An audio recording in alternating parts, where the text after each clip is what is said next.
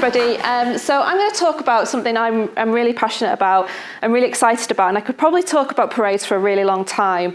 I've been watching parades now for about 4 years, different types of parades, and I've got a bit of a kind of a joke that I chase parades. So do you know those people in America who, like, when there's a tornado coming and they get in their cars and they go and chase tornadoes? This is like a really low-key version of that, like a little bit safer. Not so high risk. I don't think that would have got through, the ethics clearance to go and chase tornadoes.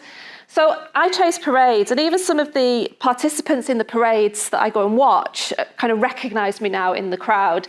And there was a guy in one of the parades I look at called Walter, really great, guy.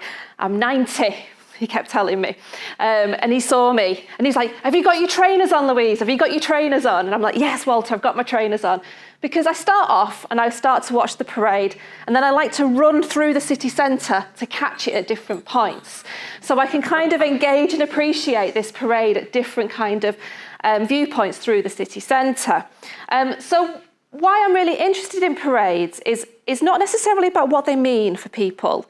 So a lot of the academic literature will talk about different types of parades and the meaning behind them. So, for example, this idea of Caribbean Carnival and this reclaiming of the streets and the visibility, things like Pride parades talks about that as well.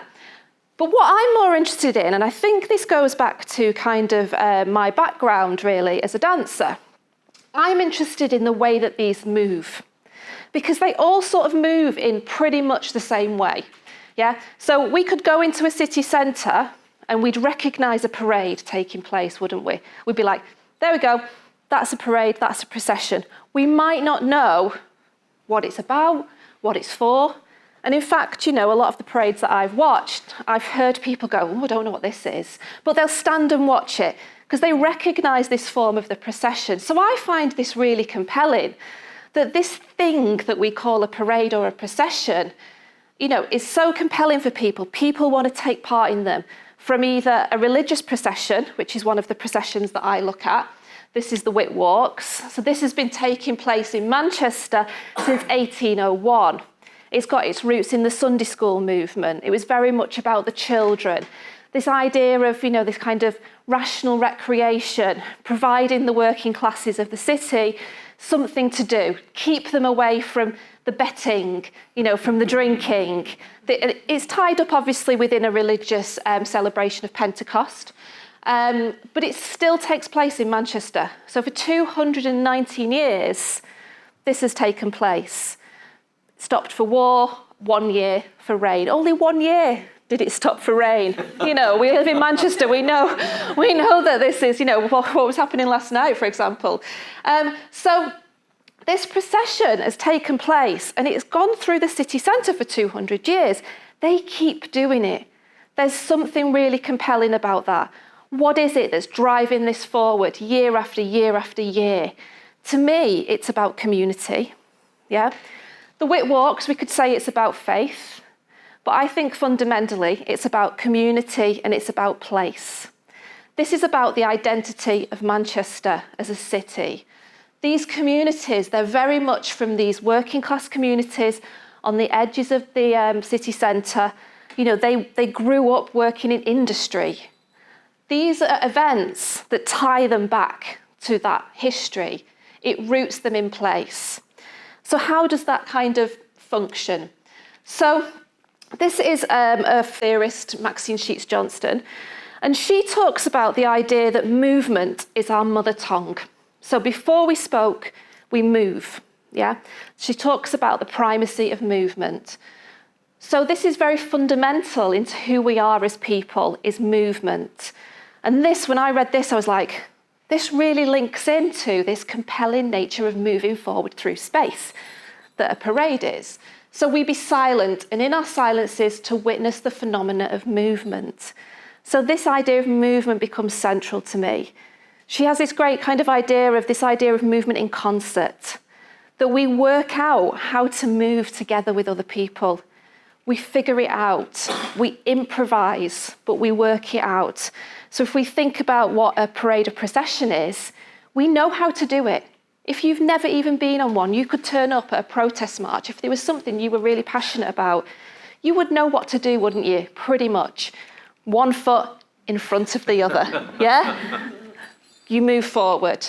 You might even, wave a placard or something like that.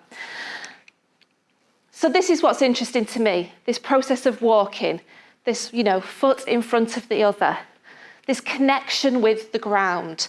So Tim Ingold, who's an anthropologist, says that through walking, landscapes are woven into life and lives woven into the landscape.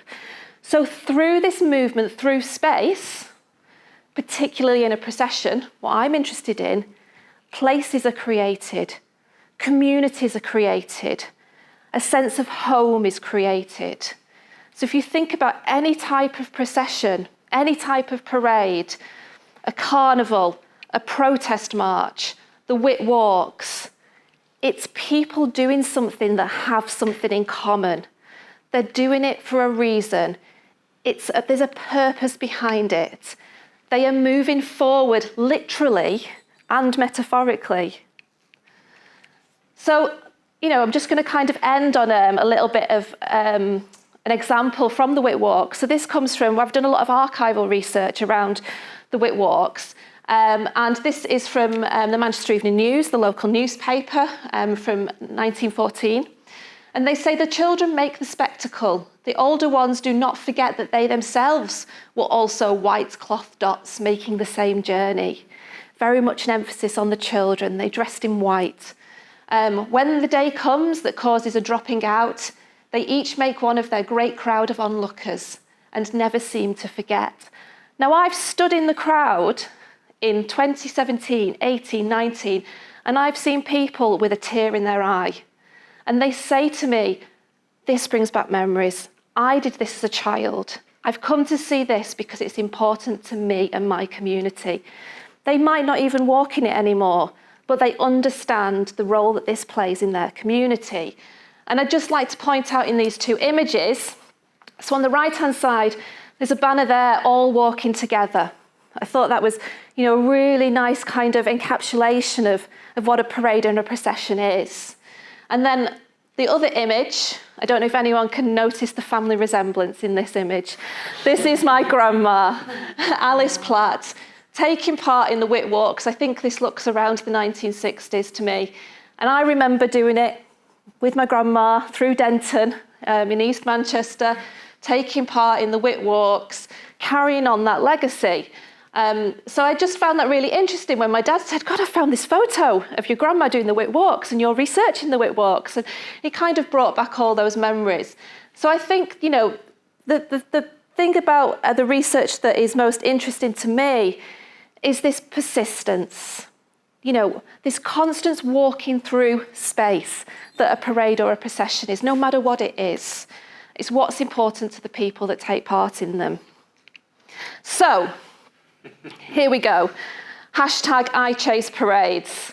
I was ready to do my field work, got my trainers on, ready to chase the parade through Manchester city centre. Thank you very much.